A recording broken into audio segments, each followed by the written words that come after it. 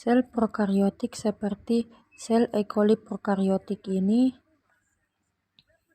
mereplikasi dirinya sendiri dengan cepat dan efisien. Bagian dari proses reproduksi aseksual adalah kemampuan sel untuk membuat salinan DNA yang identik sebelum pembelahan sel terjadi. Sel prokariotik yang bereproduksi dengan pembelahan biner bergantung pada proses replikasi DNA yang cepat dan akurat untuk memastikan generasi sel yang akan datang akan memiliki instruksi genetik yang sama dengan sel induknya. Struktur DNA membantu dalam kecepatan dan ketepatan replikasi. DNA beruntai ganda adalah polimer dari dua untai nukleotida yang berikatan hidrogen satu sama lain untuk membentuk rangkap ganda heliks. Nukleotida adalah molekul yang terdiri dari gula, deoksiribosa, fosfat, dan salah satu dari 4 basa nitrogen. Tulang punggung fosfodiester, zat kakak bersikeras, gula bergantian, dan gugus fosfat basa nitrogen termasuk sitosin, timin, adenin, dan guanin. Sitosin membentuk 3 ikatan hidrogen dengan guanin dan timin membentuk 2 hidrogen berikatan dengan adenin. Ini disebut sebagai pasangan basa. Komplementer heliks ganda akan memiliki satu untai yang berorientasi pada arah 5' ke 3' relatif terhadap gugus hidrosil dari gula deoksiribosa dan untai lainnya berorientasi pada 3' ke 5 arah. Untuk ini menunjukkan sifat antiparalel dari untai DNA pasangan basa komplementer. Dalam struktur DNA memungkinkan replikasi dilakukan dengan cara semi-konservatif. Setiap untai molekul DNA digunakan sebagai template dalam pembuatan replikasi untai ganda baru. Dimulai dengan ganda DNA beruntai dipisahkan dan di setiap untai asli yang disebut untai induk digunakan sebagai cetakan untuk pasangan basa pelengkap nukleotida untuk membuat dua molekul baru. Replikasi DNA terjadi pada arah 5' ke 3', menambahkan nukleotida baru ke ujung prima 3. Replikasi untai DNA yang baru terbentuk akan dimulai pada area tertentu dari molekul yang disebut asal replikasi. Asal replikasi menunjukkan area replikasi aktif yang disebut garpu replikasi.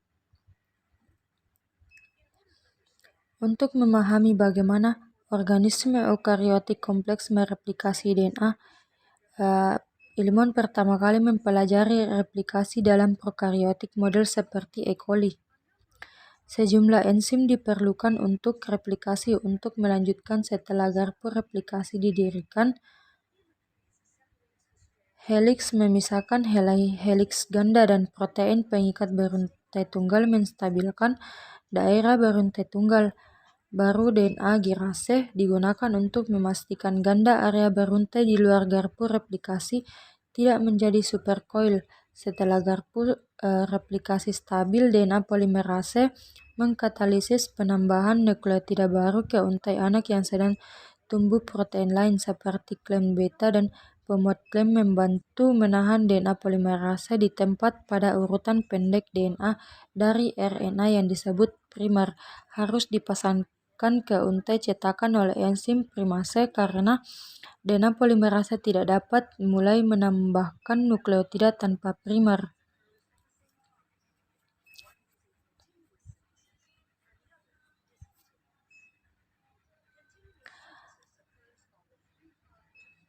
Pada untai induk berorientasi 3' ke 5 disebut sebagai untai terdepan. Nukleotida baru ditambahkan ke ujung 3' bergerak terus-menerus menuju cabang replikasi yang meluas.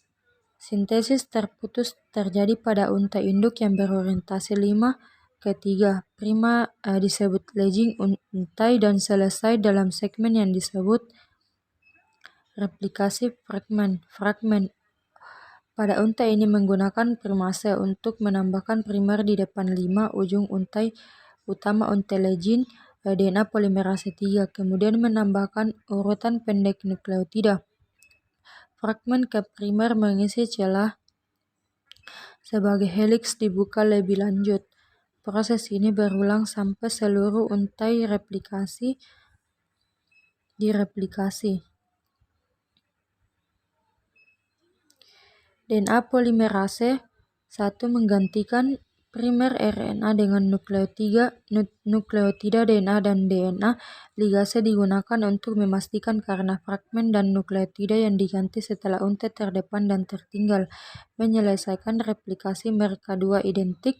Salinan molekul DNA menghasilkan proses replikasi DNA memungkinkan sel bakteri aktif membelah untuk memastikan semua sel anak memiliki instruksi genetik yang sama dengan sel induk, memungkinkan mereka berfungsi dengan cara yang sama sehingga populasi bakteri dapat tumbuh meningkatkan jumlah individu dalam sebuah koloni.